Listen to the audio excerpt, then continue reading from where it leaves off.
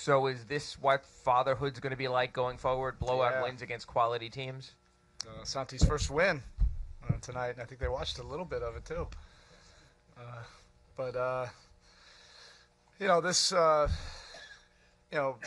is the type of defensive game that we want to continue to build that habit, and guys were really locked in. You just saw a lot of guys in the paint, and then from there, really making multiple efforts to get to their three-point shooters. You can see it; it's tangible when we're flying around and making multiple efforts, and you see what kind of team we can become when we're really locked in like that defensively. That team has been scoring at an incredibly high rate. Not an easy team to handle. Erik, did you almost need one of these as a teaching point? Like when you guys are making 15 or 20 threes, obviously everything looks fantastic when you're scoring a ton of points. Yeah. One of these playoff type, Eastern Conference playoff type games, how valuable a teaching point is this for what's coming in a couple weeks? Well, I keep on going back to that, what Pat used to always say, you prime the pump. You have these tough games, and either you're gaining something from it or you allow it to collapse your spirit. So we had 2 tough losses on the road, but our confidence grew from those 2 games, which I know sounds probably strange, but our team feels like we're getting better. And we have been proving it at home. We haven't been able to get over the hump on the road, but at the home, these guys have been playing at a high level. Erik, I know you guys, it was a collective effort defensively, but JJ particularly, the job he did on LeBron, it felt like he was shadowing him all game, and just the way you guys were able to slow him down 7 of 18, I think, from the field. Yeah, JJ was very disciplined. So he didn't try to go for home run plays to stop him. He just used his size and agility to try to stay in front of him with other guys in the gaps. You can't do it on your own, so there are other guys really plugging those open lanes that LeBron usually takes advantage of.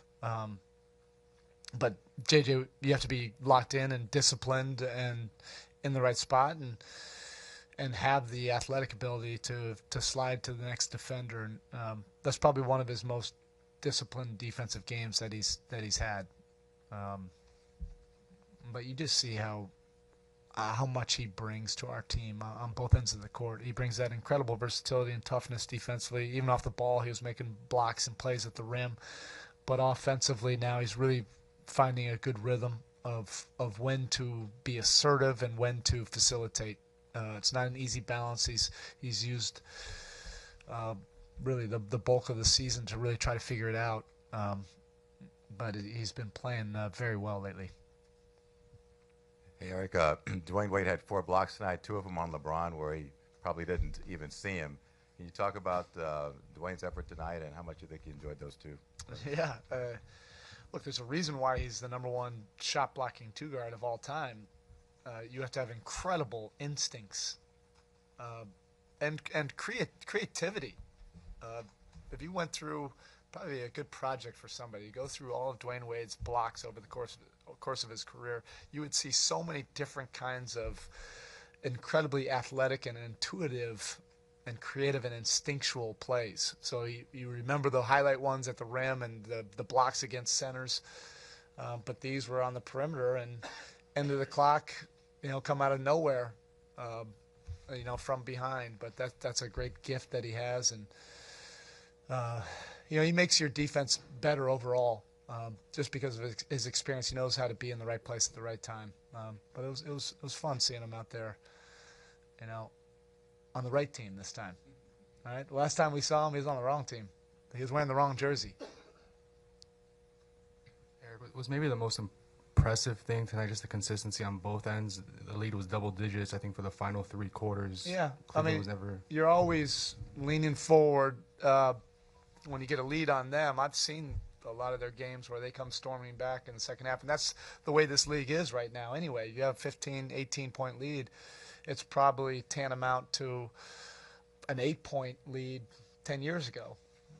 It can just go like that. But every time they started to go on a run, we came right back with either 2 or 3 defensive stops, some easy scores on the other end to hold them off. So that's a sign that we're making some progress there. Erik, I think most people, when they heard Bam was out and Hassan were both out, this game was going to be trouble for you guys in the paint. But can you talk about the job maybe Jordan Mickey did filling in? And it was only 21 minutes, but yeah, felt like I love the kid. He brings he was the player of the game, and it really could be split between Jordan and JJ. But everybody respects the work and the commitment that Jordan Mickey brings every single day. And that is regardless of whether he's playing or whether he's not, or whether it's going his way or not. And that's a great quality to have that perseverance. The last couple times he's had an opportunity to play, the game just didn't go in his favor. But it's not necessarily an indictment on his play. We met after I think the last time he had an opportunity, and I just say this league is tough. Our rotation is pretty well set right now, but things will happen. Been around this league long enough that something will happen. You'll get another opportunity, and just make the most of it. And he did this time. But it started with his approach every single day, that he just comes ready to work, and he's improved dramatically from the beginning of the season. Probably the best indication of the type of guy he is everybody was thrilled that first when I announced that he was starting, everybody was really happy for him. And then after the game, probably the whole locker room was most excited about Jordan's play tonight. Man, I didn't even see his stats. They're probably not really indicative at all, to his impact. Erik, one more on Dwayne. He hadn't played in like 55 minutes when you finally got him in at the end of the third. I think he'd been at the table for a while too. It's so there crazy. was no stoppage. I was actually just talking about that with Pat. And typically it doesn't happen anymore, where there's not a stoppage in play with fouls or something. This game just didn't have a lot of stops then, but it was awkward. I put in a couple guys, and then it went about 2 minutes longer than I wanted. And then I turned to Dwayne. I said, "Hey, get up there. Might as well now, because I don't know when the next stoppage." And then we ended up going the whole quarter. It was definitely awkward. How important a shot was that? I think it was down to 12 or something like that. And again, he hadn't touched the ball except for maybe a couple minutes. Who does that? You come into the game and you're ready to roll, and hit a smooth, silky pull up.